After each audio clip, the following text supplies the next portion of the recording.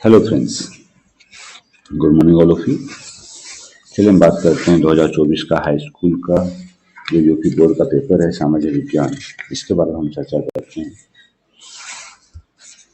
जैसे कि आपको पता है कि प्रश्न पत्रों को 3.25 घंटे का होता है, 70 मार्क्स का होता है, 2 खंडों में विभाजित किया जाता है। तो चलिए हम सीधा प्रश्न पर आते हैं।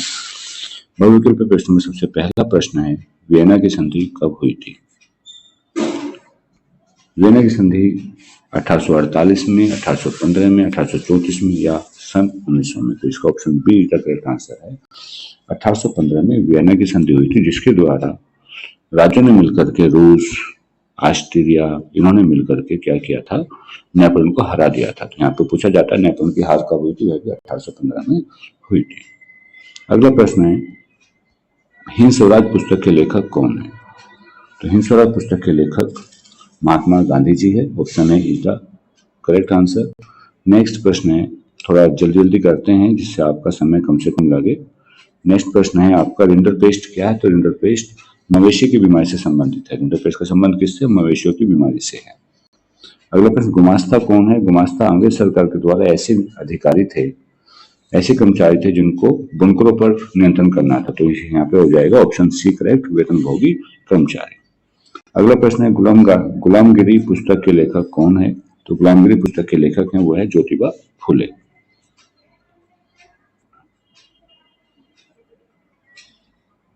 श्रीलंका स्वतंत्र राष्ट्र कब बना? श्रीलंका स्वतंत्र राष्ट्र कब बना? तो यह 1948 में, भारत के एक साल बाद, भारत से आजाद होने के एक साल बाद में स्वतंत्र हुआ था, 1948 में।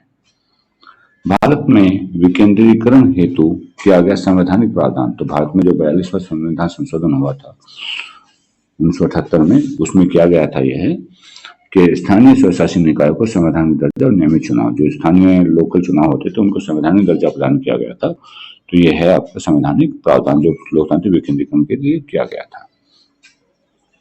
प्रश्न नंबर 8, संविधान की दृष्टि से कौन सा कथन सही है?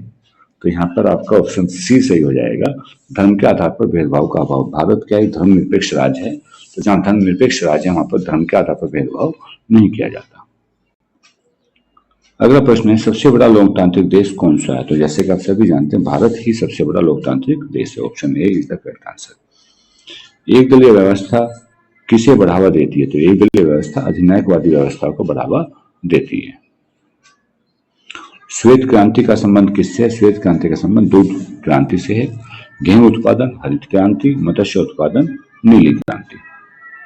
सोपान कृषि कहाँ की जाती है? तो सोपान कृषि ढाल वाली भूमि पर की जाती है, जो पहाड़ों में खेती की जाती है वह सोपान कृषि होती है। इसमें खेतों को सीढ़ीदार बनाया जाता है, उससे खेती की जाती है। अगला प्रश्न, हौज खास जलीय निकाय कहाँ स्थित है? तो यह दिल्ली में स्थित है। सबसे लंबा राष्ट्रीय जलमार्ग कौन सा है? Option A is the right answer. Haldia से इलाहाबाद जो राजमार्ग है वह सबसे लंबा राष्ट्रीय जलमार्ग है। भारत की इलेक्ट्रिक राजधानी बेंगलुरु। Option C.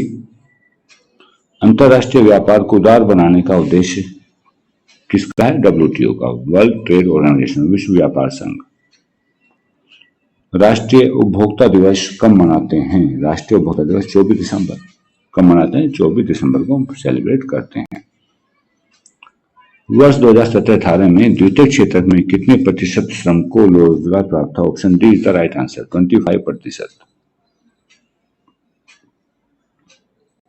अगला प्रश्न, 2019 में जन्म के समय संभावित आयु कितनी थी? तो यह थी 67.8 वर्ष।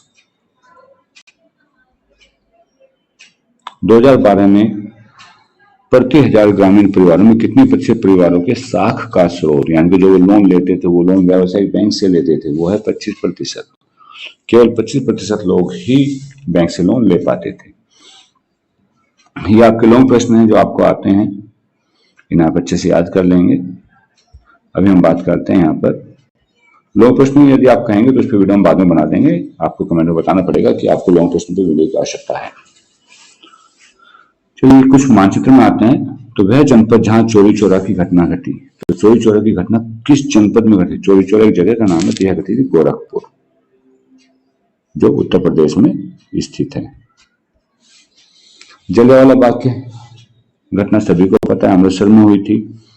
वह स्थान जहां 1929 का भारतीय राष्ट्रीय कांग्रेस अधिवेशन हुआ, लाहौर, जो कहाँ है, पाकिस्तान में। अमृतसर और लाहौर के बीच में मैंने आपको बताया था एक हल्का सा डिस्टेंस है, दोनों ही पैरेलल हैं।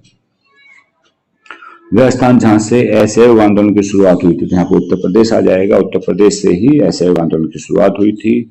और अगला प्रश्न है, वह स्थान जहां गांधी जी ने नमक कानून तोड़ा था, ये सभी को पता है, दांडी, गुजरात के पास, गुजरात में है दांडी। असहयोग आंदोलन उत्तर प्रदेश, 1929 लाहौर पंजाब पाकिस्तान में, जलियांवाला बाग अमृतसर पंजाब में, चौरी चौरा घटना गोरखपुर उत्तर प्रदेश में।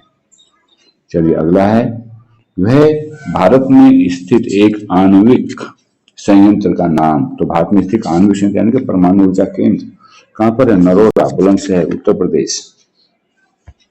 अगला प्रश्न है, उत्तर प्रदेश स्थित software technology park Uttar Pradesh का नोएडा शहर, कौन सा शहर हो जाएगा, नोएडा, दिल्ली के पास में कर देंगे नोएडा शहर। तमिलनाडु में स्थित लौह इस्पात संयंत्र को, तो तमिलनाडु में एक सलेम शहर है, सलेम में चीन द्वारा शहर के नाम को सही था। अच्छा तो कहाँ है, सलेम। दक्षिण भारत का रेशम वस्त्र उद्योग, तो दक्षिण भारत में जो रेशम वस्त्र उद्योग है कहां पर होता है, कर्नाटक में रेशम वस्त्र उद्योग होता है। कहां होता है, कर्नाटक में। अगला प्रश्न है, उत्तराखंड में स्थित प्रमुख बांध, उत्तराखंड में टिहरी बांध हो गया, टिहरी गढ़वाल उत्तराखंड में हो जाता है। चलिए आज के लिए इतना ही है, बाकी फिर बाद में यदि किसी को कोई सवाल समझ में नहीं आया तो आप कमेंट में पास कर सकते हैं, किसी अन्य साल की रिक्वायरमेंट है तो कमेंट में पास करते हैं। चलिए थैंक यू, वीडियो को शेयर और लाइक करना ना भूलें।